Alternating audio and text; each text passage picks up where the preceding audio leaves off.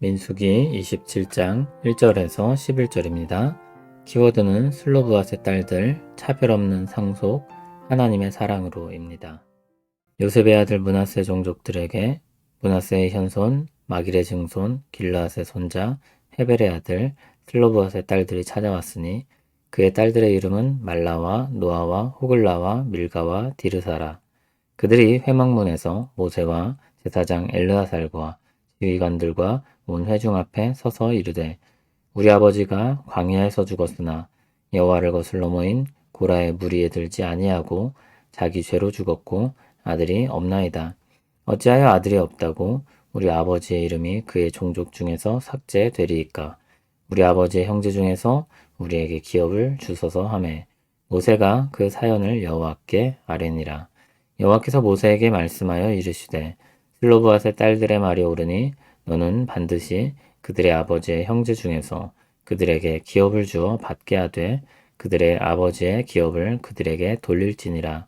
너는 이스라엘 자손에게 말하여 이르기를 사람이 죽고 아들이 없으면 그의 기업을 그의 딸에게 돌릴 것이요 딸도 없으면 그의 기업을 그의 형제에게 줄 것이요 형제도 없으면 그의 기업을 그의 아버지의 형제에게 줄 것이요 그의 아버지의 형제도 없으면 그의 기업을 가장 가까운 친족에게 주어 받게 할지니라 하고 나 여호와가 너 모세에게 명령한 대로 이스라엘 자손에게 판결의 규례가 되게 할지니라. 아멘. 인구조사와 관련된 이야기입니다. 땅 분배를 염두한 인구조사 후에 슬로브앗의 딸들이 찾아왔습니다.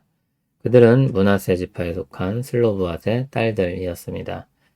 회막문 앞에서 사람들이 다 들을 수 있도록 공개적으로 요청 사항을 알렸습니다.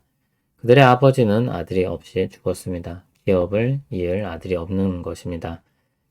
기업을 이을 아들이 없었기 때문에 가문이 사라질 지경에 처한 것입니다. 하지만 딸들은 있었습니다.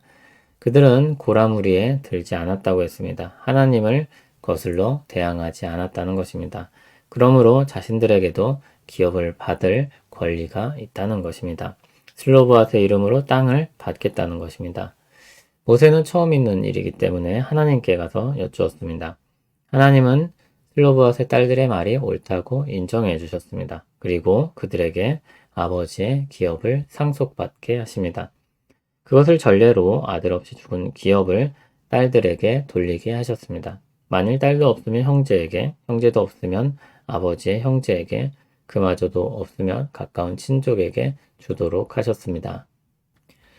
이스라엘에게 기업 상속 문제는 단순한 땅 문제가 아니었습니다.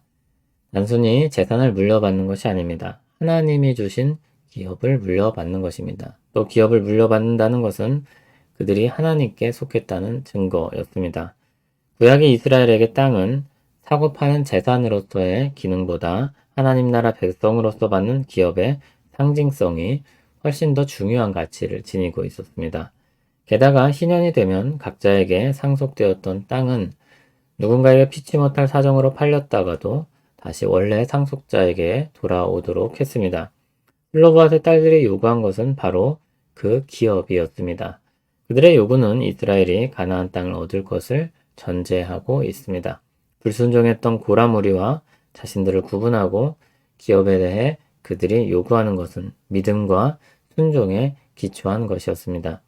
하나님은 슬로브앗의 딸들을 인정해 주셨습니다. 그들이 하나님 나라 백성이며 그러므로 기업을 상속받는 것이 정당하다는 것입니다. 다른 지파에서 또 그런 경우가 생긴다면 그들 역시 슬로브앗의 딸들과 같이 정당하게 기업을 이어받을 수 있게 하셨습니다. 이처럼 하나님 나라 기업은 차별 없이 주어지는 것입니다.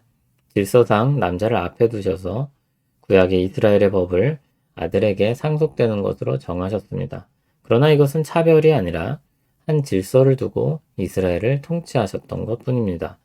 그래서 딸들에게 기업을 주시는 것이 아무 문제가 되지 않았으며 또 그렇게 하도록 하신 것입니다. 여기서의 핵심은 하나님 나라를 차별 없이 허락하셨다는 것입니다. 모든 문제에 이런 원리를 적용하여 사실상 질서를 무너뜨릴 수는 없을 것입니다. 그럼에도 이 예외적인 상황을 통해 정말 중요한 것이 무엇인지 드러낸 사건으로서 우리는 이 말씀을 살펴야 할 것입니다. 구약의 예와 같이 예수 그리스도 안에서 주어지는 은혜가 차별 없이 모든 부류의 사람들에게 주어집니다. 그것이 정말 소망이고 복음입니다. 그 어떤 차별이 있었다면, 그 어떤 조건이 붙었다면 누가 하나님 나라를 상속받을 수 있겠습니까? 하나님과 그분이 하신 일을 믿는 믿음을 통해 하나님 나라를 주신 은혜를 우리는 감사하며 찬송해야 할 것입니다. 하나님 나라를 상속받은 백성으로 살기를 바랍니다. 감사하며 살기를 바랍니다. 그리고 편견 없이 차별 없이 하나님의 사랑으로 사랑하기를 바랍니다. 사랑의 법이 율법의 완성임을 새기며 주님의 뒤를 따르는 우리 모두 되기를 소원합니다. 하나님의 사랑을 받았습니다. 차별 없는 은혜를 받았습니다. 은혜가 풍성하신 하나님을 찬송합니다.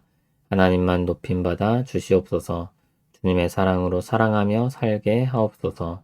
우리를 통해 주님 사랑이 나타나게 하옵소서.